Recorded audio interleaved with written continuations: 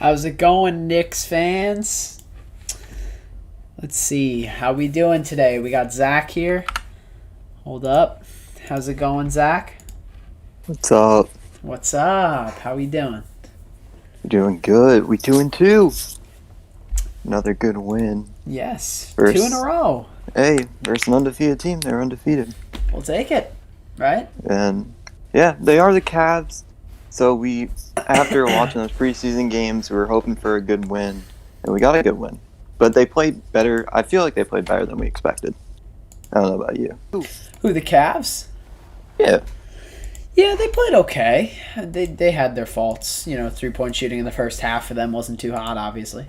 But That's true. they turned it up, I'll tell you that much. Definitely shot better than than the Bucks last night. Oh, yeah. I Or feel on like Sunday night. the only reason we're really being this bad is because all the other teams that we're playing are just not playing up to the regular standard, at least. That's true. Yeah. I mean, we'll get into that, but let's go kind of player by player like we always do, Okay.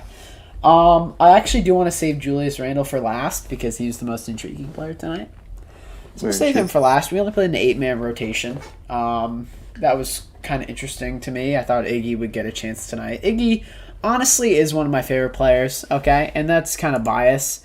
But I actually do think he has potential. I watched him in the G League. He's like one of the top G League guys, but he doesn't really get a chance in the league. So, I think he deserves more of a chance. But he didn't get to play tonight, but Frank played tonight. He played good, in my opinion. He did have 2 personal fouls, and he had some trouble bringing the ball up the floor, I think. Or maybe that was... Actually, no. Correction, that was RJ. We'll talk about him as well. But Frank played okay. Didn't have a problem with him. He played fine. Good defense tonight, like every night. And there was one foul call, Zach. I'm not sure if you recall. But there was one foul call that really got under my skin because it was close to a foul. I guess you could have considered it a foul if you were a ref. But it was just a light shoulder tap. And of course it's going to be called. But it's just stuff that Frank cannot do. Especially if he's the 8th man in the rotation and he wants to earn his minutes. You can't go and you can't do those silly reach-in fouls. It just doesn't make sense, and it's not a good career move, I'm just saying. Yeah, there was like 4 seconds left in the quarter.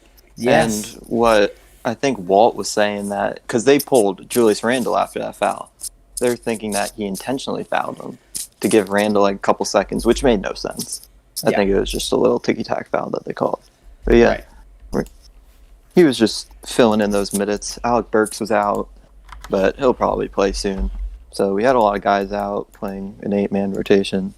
So yeah. Frank didn't need to do anything. Yeah, I expect more from him when, we got guys like Quickly and DSJ out and stuff like that, and also Austin Rivers, who again, totally forget about. But we got Hup Rose coming in the chat. Let's see if the chat is working. It may not be. It is working. Phenomenal. Okay. There you go. Hupro says Sixers won to the Raptors and the Knicks won. I think we got a dub. Yes, the Knicks did win tonight. I also believe the Sixers beat the Raptors, but it's been hard to keep up with the other games, particularly when you're committing 2 to 2.5 hours to a Knicks game a night. So, Very true. But the Sixers, I'm happy to hear. Did Joel Embiid ever? Did he get back in the game? Because I know. At one point, he'd went down with, I believe, what was it, a quad? It was a quad or a hamstring injury, and he went back to the locker room. But I get Bleacher Report notifications. It said he had like 29 points and something like that, so I bet he came back. But, the Knicks, we got a dub tonight, 2 in a row. Me and Zach addressed that at the beginning of the stream. It was just it was a really scrappy game.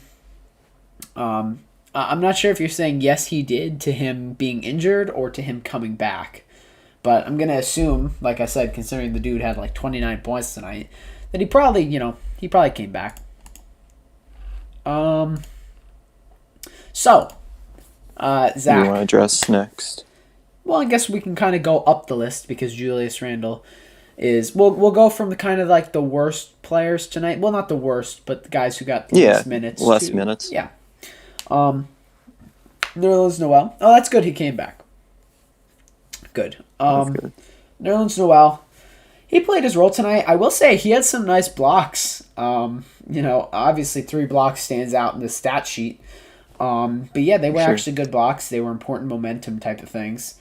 But I'll say we need to box out more because I know after 1 or 2 of his blocks tonight, or maybe it was Mitch. I think it was Mitch's blocks tonight and his blocks. Whenever he would block a shot, there'd be no one boxing out, right?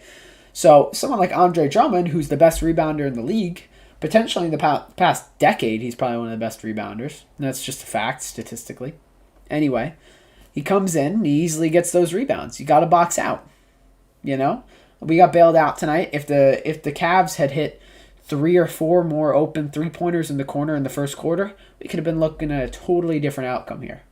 But we got lucky because they couldn't capitalize on open shots, and they couldn't even capitalize on open layups at certain points in the game. I think Darius Garland, he played good tonight, but he had his fair share of bad drives to the basket, as did some of our players, but they needed some stuff to fall tonight if they wanted to beat us. So yeah.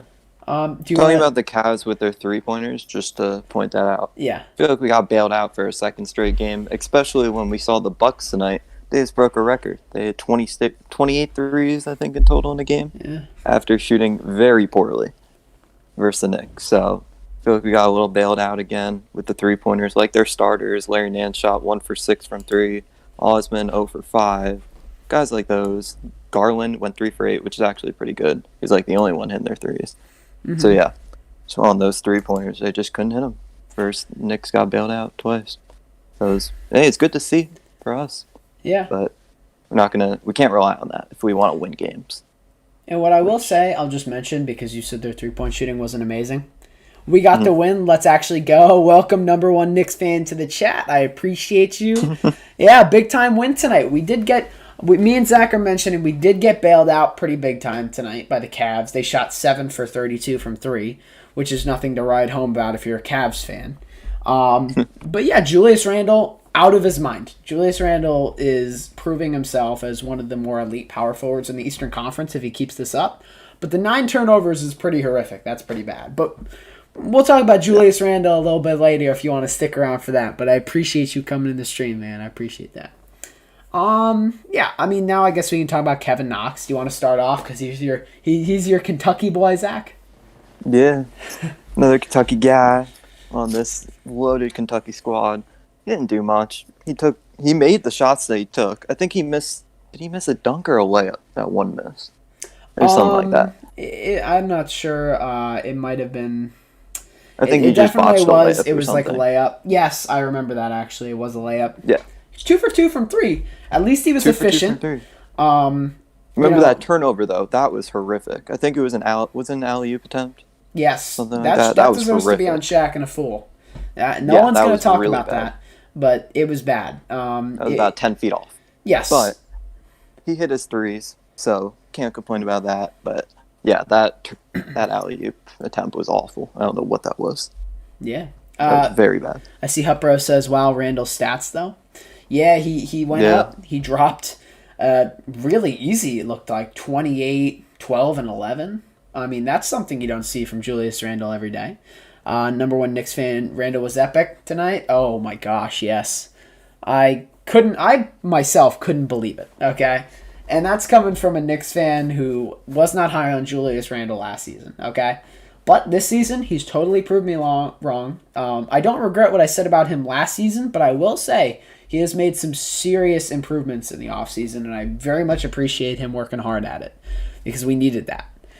Yeah. His shooting's been amazing so far. Oh, yeah, out of this world. When you shoot it, you don't expect it to go in, but it goes in, it feels like every time at this point. Yeah. Especially tonight, it went in every time. 4 for 4 from 3. Mid-range, the threes. Exactly. The dude on the season, and I'm not sure what his stats are, I have to look into it because Julius Randle's been killing it this season. 4 for 4 tonight. I'm sure he's well over 50% for the season on threes. Let's see. Whoops. Don't want to hear a Tide Pod ad. Anyway, this season so far, and the averages are just throughout the 3 game. Well, it hasn't registered as the 4 games yet. But yeah, 24 game, 10 and 6. That's unreal. I mean, those are good stats. You said, I agree with you from last season. He has proved me wrong. I think, and it's not even just a personal thing. I feel like I had nothing against Julius Randle. I just didn't like the spin moves. And he cut that out of his game. It took so long for him to do it, but he finally cut the spin moves out of his game. And he's finally keeping his head up. He's going for pull-up jumpers that are actually serviceably open, right? And it's really changing his game. He only had a +3 in the plus-minus tonight. That is botched. The man should have had a +40. He killed it when he was on the court tonight. But yeah, 28, 12, and 11 is something to go crazy about. So I am very happy with that. The 9 turnovers, I will say some of the turnovers were his fault. But some of them, I don't count them towards him. Like when he was outside, when he was on the 3-point line, I think he had 1 or 2 foot. I think he had 1 foot out of bounds, right? And yeah, on the RJ pass. Yeah, me and Zach were going back and forth about whether or not RJ should have gotten the turnover for that, and we didn't know who got it, but I'm pretty sure, considering he had 9 turnovers tonight, Randle got it. Must have been Randle. He got like 2 or 3 turnovers just from being out of bounds, like on the line, the corner. And I'm not sure if that's an NBA issue, because I know, and I'm not comparing the Cavs arena by any means to the bubble, but I know in the bubble, I'm pretty sure the 3-point corners were actually a little bit smaller. And I'm not, obviously Randle didn't play in the bubble, but I know it's a little tough in that situation. See Mr. Beast in the chat. How's it going, Mr. Beast? How you doing, man? If you're a Knick fan, an NBA fan, drop your comments, opinions, questions in the chat. Call the number 203-961-3409 if you have questions. But yeah, I appreciate everybody in the stream. I love talking to y'all. And I'm sure Zach does too. I'm speaking for you on that. Of course. Yes, sir. Like taking the questions. Yes, sir.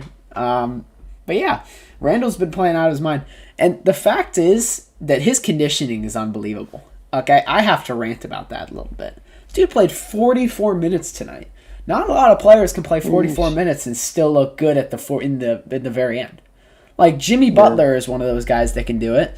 But I don't know a lot of guys that can do it, because I see LeBron playing 44 minutes a night sometimes in like close overtime games, right? He still looks really tired in the fourth quarter. Even though he performs, he looks really tired. Randle just looked consistent throughout the whole night tonight.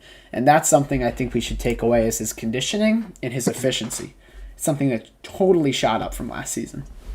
Yeah, and we need these guys to play a lot of minutes. Just because of the injury standpoint, but we don't need these guys to play 44 minutes. That's just crazy. It was a close game. He had an amazing game, so I'm happy that he played 44. If he can, we're not going to expect him to play over 40, but yeah, it was good to see in a close game, having an amazing game to play those types of minutes. And me and Zach also talked last night, because I want to kind of get on to Alfred Payne before I talk about RJ Barrett, but we knew Alfred Payne wasn't going to have nearly as good as a game as he did the other night. That was one of his career games, honestly. But statistically, I didn't really think it was as good as it now, this is bad wording, but I don't really think Alfred Payne is that good, okay? And I know 14, 8, and 7 looks really good on paper, but there were some point-blank layups that he really just missed. And it was kind of embarrassing almost. Yeah, like, you kind of get 9 shots. He shortened a lot of layups that he probably should have made fundamentally, but he missed them. Yeah. You don't expect him to have like a career night like you were saying, but things are going to happen. It's Alfred Payne. You can't expect him to be perfect. He's going to shorten a little layups, even though he's a professional athlete and shouldn't be shortening layups that are open, but it just happens, I guess. It is what it is. Still play a good game. Yeah. No, that's true. He shouldn't be missing those layups as a professional athlete, but it happens. I feel like it was too many tonight, but it shouldn't. I see Hupbro said, wait, Zach actually has a webcam. Yes, he does actually have a webcam, and sooner than later, don't worry, he'll have it on. I'll be back. But no problem, he's still here, still talking, no problem. But I had a webcam the first 3 episodes, but it'll be back, trust me. It'll be back. He's working on it. Anyway, Alfred Payne, serviceable shooting night, honestly. Regardless of some of the point-blank layups he missed, it happens. The free throw shooting needs to improve. If you're a point guard, you can't go 0 for 2 from the free throw line, especially if you're a guy who we kind of rely on him to shoot, or at least shoot efficiently. And if you can't do that, we're going to have a serious issue. But 2 for 4 from 3, wasn't bad. 50% still pretty good. It's just not. There was some shots that he missed. I feel like a lot of the three-pointers he took tonight were open, and I don't expect you to make every single one, but it's kind of tough, especially when you're the point guard and you don't have that shooting ability. As a Knick fan myself, who's your favorite player? I'll answer this first, and then I'll hand it over to Zach. But my favorite player, and I can say I'm a little bit biased because he's not the best performer, is probably RJ Barrett. But it's a really close race between RJ and Mitch, because I met Mitchell Robinson at the Mercedes-Benz event in Westchester. I got a signed picture from him. He's a nice guy, but he did show up an hour and a half late.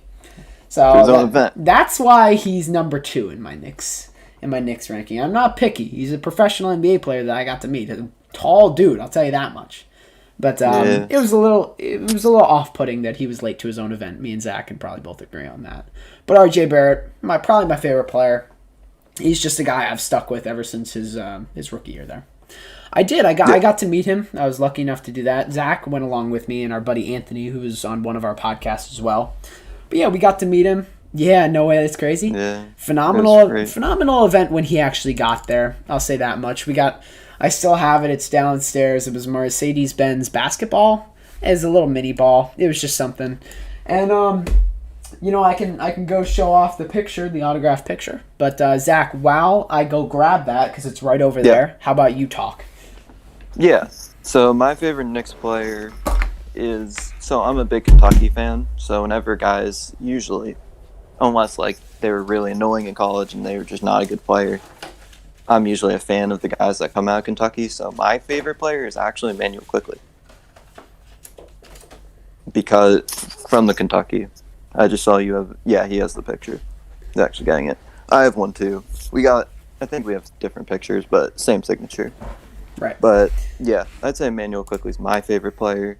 My second favorite player before Quickley, because he's only played preseason games and half or a quarter of the first game, it's probably Mitchell Robinson from the same reason. And he's just a beast defensively, and his dunks are cool. Yeah, his signature. I always love, my Knick players, right? But if you had to make me list them, I'd have to throw Quickley in there also. Sorry, the chat comes in late. Oh, no problem. I understand the YouTube delay, but I do appreciate you being here. As does Zach, and, it's nice always talking to people like you, Knick fans who come in the chat. They appreciate the wins or losses. To me, honestly, it doesn't matter if we win or lose games. I love this team just the same, honestly. They can lose 60 games this year, which at this rate probably won't happen, which would be phenomenal. And, I'd still be a happy Knick fan. Well, not happy, but content. Yeah. With the loss of 10 games, we won't lose 60. Hopefully we at least win 25 is a goal, hopefully. We break. I don't think it will happen, but that would be very nice if we can win over 25. Mm-hmm. That's into the starters. We will, but I see one more comment here. Oh, that's cool. I went to the Basketball Hall of Fame, and I was able to meet Taco Fall, and I had a picture, too. That's pretty cool. Yeah, Taco Fall is actually one of my favorite players. It's funny you say that. Me and Zach were talking in the middle of the game, and we were talking about, because Julius Randle had missed 2 free throws consecutively. And I said the one guy that I would never get mad at, even if he missed the most shots in the world, is Taco Fall. Hands down. I said that. Because Taco Fall is honestly one of my favorite NBA players. He's just such a hype dude. I love him. Yeah. So it's cool when they're blowing him out and they put him in the game. 100%. I get hyped for that. Is he on the roster still? He is, and it's always really... It's nice that he's on the roster. He deserves a spot just because of his height. But he looks like he's improved since college. I watched that game where him and Zion went at it, and his free throws, you could never put that man at the free throw line. It was embarrassing to have him there. Yeah. But, he's definitely improved at stuff like that. He can actually, and don't quote me on this because it was only one instance, but I saw him running the floor with the ball in the Celtics game at the very end of the game. They're up by 30, and he's running the floor. He's walking up with the ball. I'm like, dude, 7'6". How is this possible? But, Zach, I'll let you kind of get into RJ Barrett a little bit here while I'm looking for the picture I got with Mitch. And you have one, too. It's probably on my phone. Yeah, I don't have the picture on me. But, okay. Yeah, RJ Barrett, we've seen the shooting struggle we only saw him really score on his wide open layups or dunks and his free throws. So we saw another game of inconsistency from RJ Barrett. And now we've seen 4 preseason games, we've seen 4 season games. So I feel like this is obviously not the RJ we might see a better RJ throughout the year, but currently we're not just going to see him magically flip a switch right now. And hopefully he could turn the shooting around. I think he's 0 for 12 in his last 12 three-point attempts. Really bad. So, yeah, I really hope he just at least gets a couple threes going so he could prove that he's at least an average shooter in this NBA nowadays. But, yeah, and we saw a little of those turnovers with the Randle stuff, with the passing, so just got to clean stuff up. At least we've seen a consistent finishing. I think we could say that. So at least we're going to see him score a little bit on the finishing end consistently. Yeah. You got anything to add? No, I totally agree. I think the defense is serviceable. I don't think he has any trouble on that defensive side of the ball. He did, although he had a poor shooting night, which has been pretty, he's been pretty consistent at having pretty poor shooting Being bad. nights. Right. Yeah. But he still did come up with 12 points, 7 rebounds, 2 assists, and he had 2 steals. I will say the turnovers were really sloppy. He had that 8-second violation, which really, it got me a little annoyed. But I will say it wasn't 100% his fault, considering the situation. I know Colin Sexton was really clamping him up. But if you're in that situation as a team, and this is a Knicks thing that they need to work on, and you need as a teammate to come up, take the ball from RJ. You need to call for it because he's going to get that 8-second violation. And if you don't do that, you're simply going to get the 8-second violation. It's going to be a turnover. Cavs ball. You lost your momentum. It's just that simple. But yeah, I'm not sure if this isn't necessarily the best picture, but it's actually pretty good. But me and Mitch here, I'm not necessarily that recognizable. I've lost some weight from that point. But yeah, that's me and Mitch, and then here's Zach and Mitch. But yeah, we were lucky enough to go get pictures with them. We live quite locally, so it was a little bit easier. But it was we live like an hour away from the event. I'd say it's pretty local though, compared to some Knicks fans. Oh, that's 100% local. Yeah, 100% local. Yeah, and he got a free car out of it, so he got a meal. He did. He got a free car for the event. That like I said is the reason that he's number 2 on the list of my favorite Knicks players is because he was an hour and a half late, and the only reason he went was to get a free car. He wasn't super enthusiastic when we met him, but still a nice guy nonetheless. He signed the picture for me. We got a picture, so that was nice. But kind of jumping into, coincidentally, Mitchell Robinson. He had a good game tonight. He had 4 personal fouls, which I feel like kind of went under the radar. Like, I didn't see him foul that much tonight. But he had 9 points. He came in with his 2 blocks. He's always going to get 1 to 2 blocks a game at least, right? 10 rebounds. So still a really good game from Mitch. He got 4 offensive rebounds.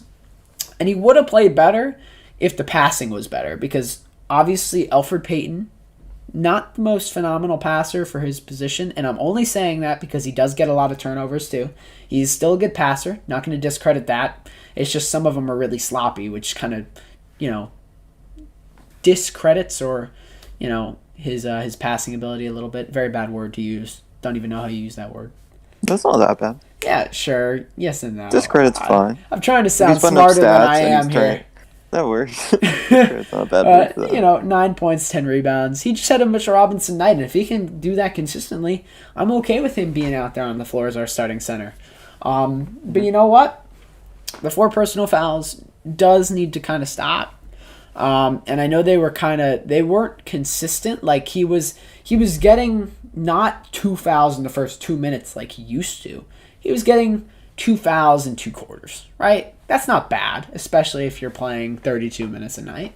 And he's playing Andre Drummond, who, although he can't really shoot threes, he's one of the biggest and honestly most skilled centers in the league. So if he gets 4 fouls on a night like that and we still win, it's okay.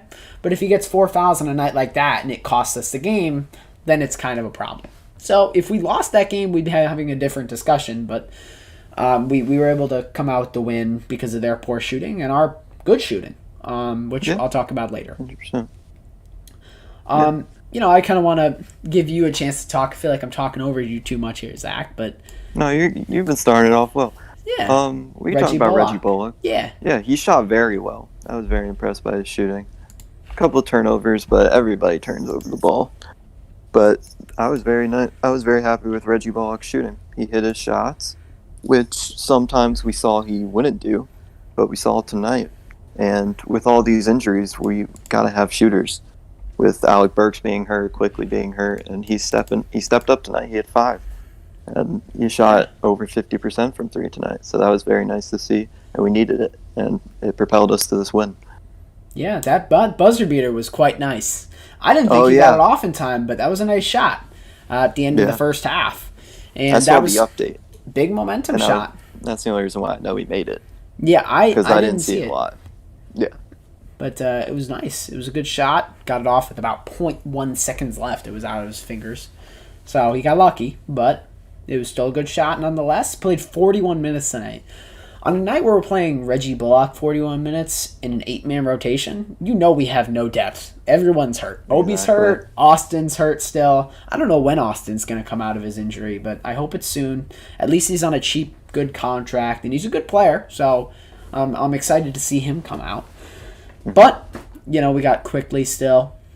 Obviously, we have Alec Burks, who didn't play tonight due to an ankle sprain. Wish him a quick recovery. He's been phenomenal for us this season. Probably one of our most, if not the most efficient shooter on this team.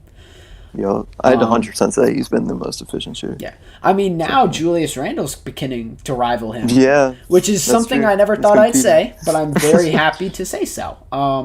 Obviously, free throw shooting with Randle has been, here and there, but you cannot complain about 28, 12, and 11 in a win. You can't. We're talking about LeBron James type of stats here, Giannis Antetokounmpo type of stats here, and he's winning. So I'll take it. But that kind of does lead us into Julius Randle. We did briefly mention him earlier, right? We were talking about him with the chat. His shooting was amazing. And, oh my goodness, Julius Randle lit it up tonight, man. He played just such a good game. Nothing to complain about from him except the 9 turnovers, 4 personal fouls. I feel like you're inevitably going to get 4 personal fouls in 44 minutes. It's not his fault in that situation, right? But considering he did not foul out or get 5+ is actually very impressive. It was very good defense. But 9 turnovers is something that he does need to prevent at the end of the day. Although the reason he had so many turnovers is because he's trying to be a better passer, right? Last season wasn't a good passer, and he was still getting turnovers, whereas this season he's a good passer and he's getting turnovers. So I'd rather take that over last season. And the scoring has definitely improved. The efficiency has definitely improved. And I have 0 to complain about with Julius Randle tonight. Phenomenal performance. Couldn't be happier for the man, honestly. He played a great game. Yeah, I got nothing to add. That was just perfect. Yeah. Played a great game. He's becoming more of a facilitator, which is probably making him a way better player. And it's working. He averaged 3 assists last year. Yeah, he's up to 7 almost. 7 assists a game. And it's just going to keep going up if he continues like this. Yeah. He might finish at 8 or 9. But yes. We'll see if he'll keep that up. At this pace, if he's going to play these minutes and facilitate as much as he is, why can't he? People say he's a power forward, but he's developing to more of a point forward. Because we see Alfred Payne, he struggled tonight, although he did have 14 points. He shot 2 threes. Nothing to really complain about from a guy who's honestly on a $5 to $8 million deal. I'm not sure which one. I think it's an $8 million deal. But he still had 5 turnovers, and I know I'm complaining about 5 turnovers, and I'm not complaining about 9, but it's just because of the past games, right? Randle hasn't had one bad game so far this year, whereas Alfred has proven that he is not the most efficient player when it comes to having consistent games, right? Yeah. With that 0 for 6 game versus the Sixers. That was really, and RJ's game there. That's why we're not really giving RJ too much props. Especially shooting 4 for 15 is not phenomenal. And you have to take into account, this is practically the same type of game he had against the Sixers. RJ, he shot I think it was 3 for 15 or 2 for 15 against the Sixers, and he kind of got carried with the free throws, which is exactly what happened tonight. But the only positive I can really take away from RJ tonight is that his free throw shooting, he went 4 for 4. 4 for and 4. That's not typically something you see. You usually see max 3 for 4 if he's shooting 4 free throws a night, which isn't that good. So it's nice to see he's shooting 100%. Yeah. And the only kryptonite, just to go back to Randle, was it seemed like his free throw shooting. He shot 6 for 10, which field goal percentage wise, not bad. But free throws, you got to make more than, you cannot miss 4 free throws. Yeah. As an NBA player, making all your shots.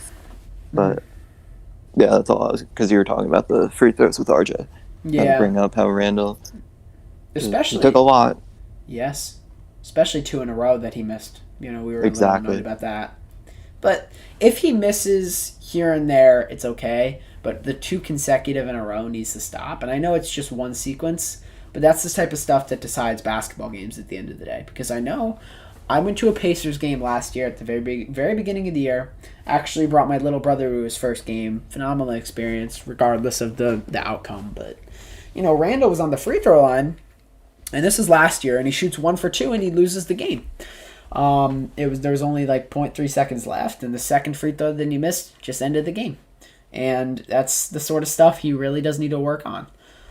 Because I don't, like I said, expect him to be a 100% free throw shooter. Because even Emmanuel Quickly in the preseason, if you remember, Zach, or maybe it might have been regular season first game, he did miss those 2 free throws in a row, if you remember.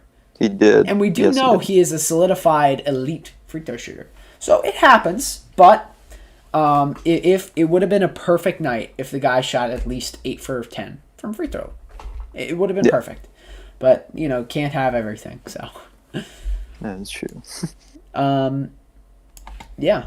I see Hut Bros had commented here. I know I looked at it, totally kind of forgot to respond. He said he was taller than you would think, and his hands were crazy huge. I can relate to that in a way, although Taco's a lot taller than Mitch, and I'm sure he's a lot bigger too. Mitch is a tall dude when he's standing up. Dude's 7 feet.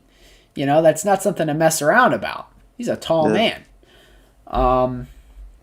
But yeah, I guess we can kind of get into, and I know I didn't really analyze Cleveland as much because we're really just watching the Knicks side of the ball.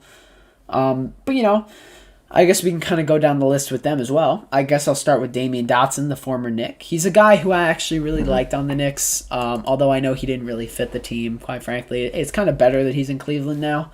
But he played 22 minutes tonight. He played like a fine game. I could say that he probably should have shot better efficiency, as the rest of the Cavs should have. The whole team, you could say that about the whole team. The whole team really didn't shoot that well.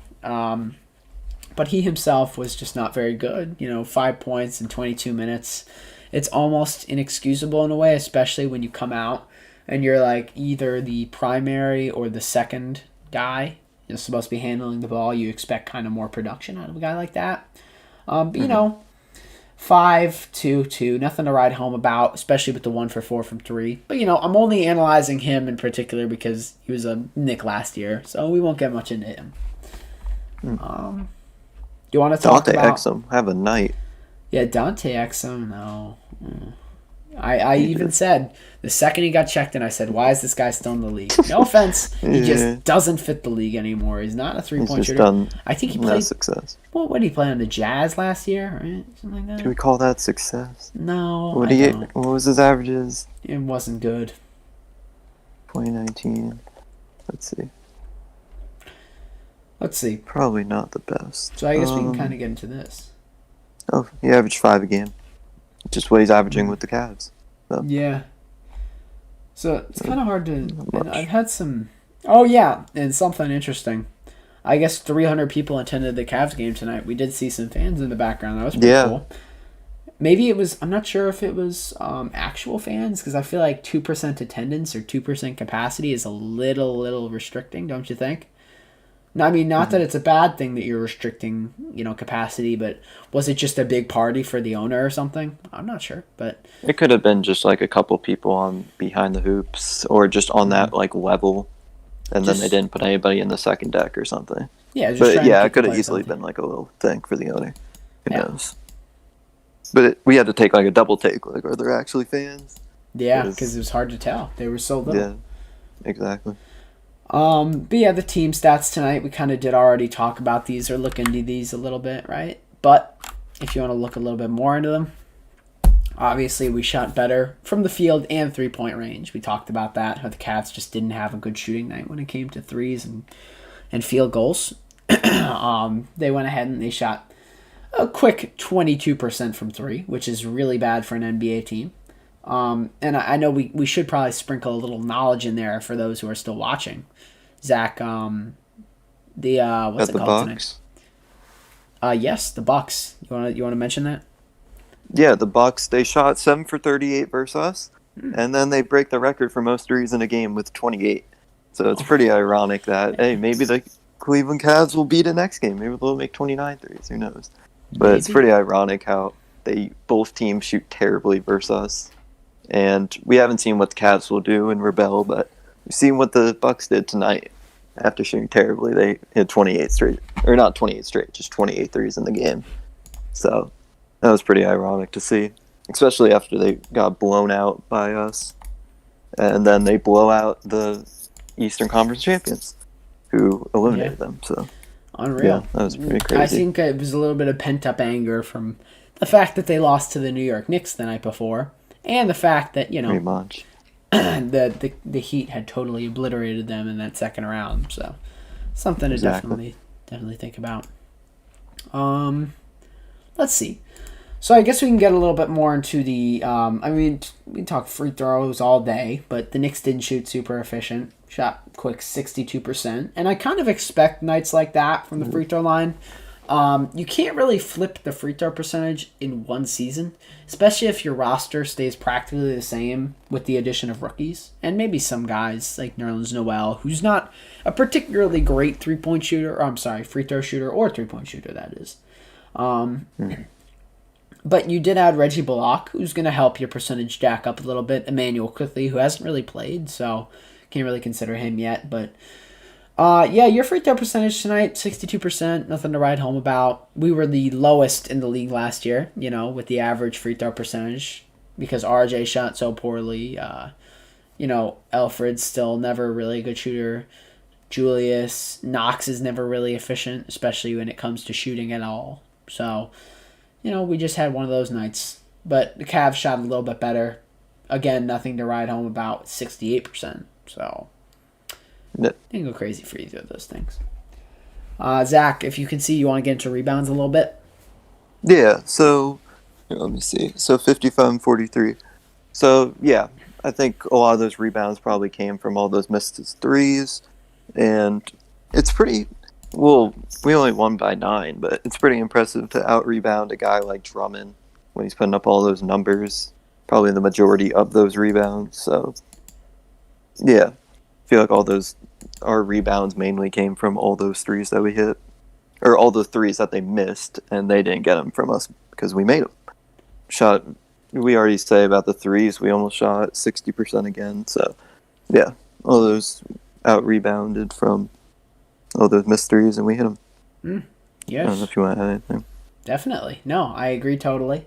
It's very impressive to out-rebound a guy like Drummond. If they had Kevin Love tonight, we're having a different conversation. But they didn't, so we took a big win in that category tonight. And I feel like getting into the assist isn't really a big deal. We pretty much tie in the assist category. The steals and blocks do matter, though. 9 steals compared to the 13 steals. The Cavs did just play better defense tonight. They played harder on the ball, whereas they did just miss more open shots. And that's going to be a really deciding factor for how many games the Knicks are going to win this season. Right now we're 2-2, and we may be stuck at 2 wins for a while if we go against teams that are willing to shoot open threes and make them. But yeah, the blocks, I'm not surprised. I know we went up for some pretty poor shots tonight, I'd say. So I'm not particularly surprised about that either. Total turnovers, though, that's something crazy. We had 27 turnovers tonight, Zach, but here's the difference, okay? 27 turnovers tonight, but difference is we had 27 points off of turnovers. Now, the thing is, our transition defense this season with Thibodeau has been just elite, okay? If we're going to have 27 turnovers, and the Cavs are only going to score 11 points off of it. That's good transition defense. Now, the turnovers are inexcusable, but I will say the defense has been elite when it comes to that side of the ball. Compared to their only 13 turnovers that we turned into 27 points. Now, without also that transition play, what are we going to do? We're going to lose games. If they had 13 turnover, or if the roles had been reversed, is what I'm pretty much trying to say, we would have been blown out tonight. It's just what it is. Yeah. I think our defense is just great in the paint. And when you see a lot of points in transition, there are a lot of wide open layups, dunks, stuff like that. I feel like all of our defense flaws are in the 3-point. And the reason why we're winning these games is they're not hitting their threes. Mm-hmm. So when they only are scoring in the paint and not hitting the threes, we're going to win. That's just how it is. Our defense is great in the paint. Terrible perimeter. So, yeah, I think that's what really shows that great that great transition defense is our defense in the paint is just very good right now. Playing very well. No, I totally agree. We played amazing. I mean, that has a lot to do with Mitch, especially Nerlens. He had 3 blocks tonight, so give him credit where credit's due. But we played great paint defense. I feel like the Cavs had a tough time getting to the paint, which is, I think, one of our goals, because I know Colin Sexton is honestly becoming one of the more elite finishers in the league. He was good at Alabama, right? Mm-hmm. He was very good at finishing Alabama. His shooting has always been a questionable part of his game, but I think this year they really did step it up with the shooting. Before this game, and I'm not sure if it sticks anymore, but before this game, obviously 3-0, they came in as the best 3-point shooting team in the league. Pretty sure they're shooting 60 or over 60%. We made them shoot 22% tonight, 21%, which is unreal because we left them wide open. I don't know what it is, but I guess they just had a poor night, and poor night turns into a win for us. The one thing I was pleased with is the fact that we were able to hold the lead most of the game. I don't know how you feel about that, Zach, because I know we did kind of blow it a little bit at one point. Yeah, it looked like we were going to blow it at the end of the game, but we came in with that steal on Colin Sexton that pretty much iced it. Right. But yeah, we were able to hold the lead all game until that end. It looked got a little scarce, but we still held it. So it was nice to see. I feel like we're short. If we're in the situation where the Cavs score only one more 2-pointer at the end there, it's going to be a close game because they're going to foul. But we were lucky enough, about 30 seconds left on the clock, Julius was able to dribble most of it out, and we won the game. Exactly. So, yeah. I'm not sure what more we have to talk about tonight. I think overall just a phenomenal performance from Julius Randle, although other guys played good like Reggie and stuff like that, but Julius is just the outlier. He played outstanding. And we're 2-2 on the season, which is not what I necessarily predicted. I predicted we might even lose against this Cavs team. I thought we were going to be 0-4 to start the season, honestly. But we came out, we played good. I did truly think we were actually going to win this game looking at the schedule. I thought we'd go 2-8 to start the season. Yeah. And now we're starting 2-2. Because I thought the Thunder coming up, I thought that would be our second win of the season. But no, we already got 2. I don't know. I feel like the Thunder are legit. Shea, Lou Dort, those 2 guys, they're dangerous. Power, point guard, shooting guard. They're just a phenomenal team. Honestly, on paper, it looks like we should win, but they are playing well. Al Horford is a legit guy. He's a good veteran. I actually picked up Al Horford in fantasy, not even for the reason that he puts up great stats. Is that some nights, he'll have games where he mentors the guys, and it turns into just good stats for him. If you get 6 assists a game, 13 rebounds, and 2 points, you're still putting up like a 20-something point night for me. So I'll take it. And that's just what Al Horford's job is on a team like that. Which will eventually lead them to wins. Because I will say, because I don't think the Thunder are going to make the playoffs this year in such a competitive West, but I think that the West was a little bit less competitive. They've got a chance, and here's why I say that. Okay, I don't know what it is with Billy Donovan. Okay, when it comes to teams that are trash, but he could not get the Durant. Or I'm not sure if he was coach at that point. I'm pretty sure he was for at least some years. He couldn't get the Durant, Harden, and Westbrook team. Westbrook. He couldn't get them out of the. He couldn't get them to win, right? Where, I mean, they were winning, but... They were in the finals for sure, but they lost like 4-0. They did lose. Yeah, and he could not get that Paul George Westbrook team right? With Melo, too. That was also a team. We forget about that. He couldn't get that team to work, but he gets a Chris Paul, Shai Gilgeous-Alexander team to the, like, 5th seed in the playoffs, 4th seed in the playoffs. Like, I don't know. I don't rule it out. I think Shai is the perfect guy with Billy Donovan. I think their games kind of collide when it comes to coaching versus playing. So I wouldn't rule them out necessarily. They're going to be a bad team this year just with the pieces around them, but I say they win a solid 20 to 30 games, anywhere in between, because I think they're going to beat a lot of the Eastern Conference teams this year. I think so. I don't know about West, but I think a lot of the Eastern Conference teams should fear that Thunder team. That's true. Especially the Knicks, because we don't have great guard play at the moment, you know? RJ Barrett was listed as a small forward tonight, so our 2 starting guards were actually Alfred Payne and Reggie Bullock. So we'll see how that matchup works out. But, you know, Lou Dort, Shea, Reggie Bullock, Peyton, we'll see. But yeah, I don't have much more to discuss. If anybody's still in the stream, which I'm not sure if anybody is, I do hope you have enjoyed. If you're watching it back, if you have any constructive criticisms or feedback, please do not be shy to call my number while we're live streaming, 203-961-3409 at the top of the screen. And yeah, if you have anything to add, Zach, I'm all ears, but I feel like we've covered most of this. We'll do our little mention of our next game. Right. So we play Thursday. We're on this big road trip of 4 games, playing the Raptors on the road in Toronto. Whew, that's tough. In Tampa, It's a tough one. Remember, Tampa Bay Raptors now. That's why, because they're not allowed to play in Canada. In Toronto, right? Is that what the thing is? Yeah. Yeah, so that's going to be a fun game to watch. New court, new arena, Tampa new Raptors. Environment. We'll see. Interesting. But yeah. So we'll see what happens. If you had to bring up your predictions pre-game, what are your predictions? Okay. So now I got to do 2 predictions because I feel like we're cursing every team with the shooting. Okay. Here's what it is, Zach. I have to stop you there just before you get overwhelmed with 2 predictions. Just go with the solid number 1 prediction. I don't care how we're playing against other teams. Just the Raptors and the Knicks. So what are you thinking? 1 prediction. Fine. I'll go 110, 100. Raptors. Okay. That's a good prediction.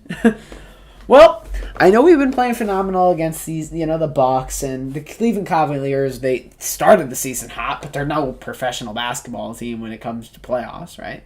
So, I think we lose by 20. I think Raptors win probably 180 at this point, and that's just a baseline prediction. Could be anywhere between a 20 and 30-point loss, in my opinion. I just think the Raptors are legit. I have been siding with them since they had Kawhi Leonard. I thought they were going to win the freaking finals last year. I just think they're a really good basketball team, fundamentally. They have a good coach. And I don't think that we even compare when it comes to the starting lineup or bench. I think we're screwed. So you don't think we're hitting shots? If you think we're scoring 80? I think the Raptors are hitting shots. I just don't think we are. And I'm preparing myself for a loss that day. But we'll talk it out. I think that they're probably going to send a solid double team of Julius Randle, and that'll screw us. I think they just have a smart basketball team. They're going to recognize who the hot player is. They're going to shut him down. I don't think we expect a good game from him. Fair. He's going against Pascal. And I don't know if Pascal is known for his defense. I don't really keep up with him much, but he is a max contract player. He's legit. So I think it's going to be a really tough matchup for Randle. Probably one of the toughest he's had so far. Aside from Giannis, who had a really good game when they played against each other, but he just couldn't. His teammates couldn't get it done. So, I just don't think we're going to win that game. And I'm not a hater. I'm just going off of the Raptors being good. So. How are the Raptors? Are they playing well? They're playing pretty good. They're 0-3. 0-3? I think they're just playing tough competition at that point. I guess they beat the Sixers tonight. Or they lost to the Sixers tonight. That's what I meant. I could not have been more wrong. I did not know they were having such a tough time. They have lost to the Pelicans, the Spurs, and the Sixers. So the Spurs loss was pretty bad. The Sixers, they got Joel and Ben, but Joel kind of was injured for part of the game, and he's coming off of a back soreness and stuff. So that was a pretty bad loss, too. But the Pelicans were legit, on Christmas. Yeah. They were legit. But, you know, they've gone against 3 solid teams so far. I think this is going to be their first win, or they'll make it their first win at least. So, you know, I hope everybody has enjoyed the stream tonight. If you're watching it back, because I don't believe we have any live viewers at the moment. But anyway, if you've enjoyed, drop a like, subscribe, come back to the next stream. When is the next game's time? Is it 7 or 7:30, Zach? Let's see. I just closed it. Knicks, Raptors. We got a 7:30 game. Okay, phenomenal. On Thursday. So that means we're going to be live anywhere between, and I will have the date up day of, but anywhere between 10:20 and 10:40. Most likely 10:30 we'll be live. And yeah, tune in. I appreciate the support. I appreciate the comments, responses. It's a lot of fun talking to y'all. Zach, you got any final remarks? Sure. Got nothing. All right, cool. See you Thursday. All right, we'll see you guys Thursday. Have a good one. See ya. All right, bye now.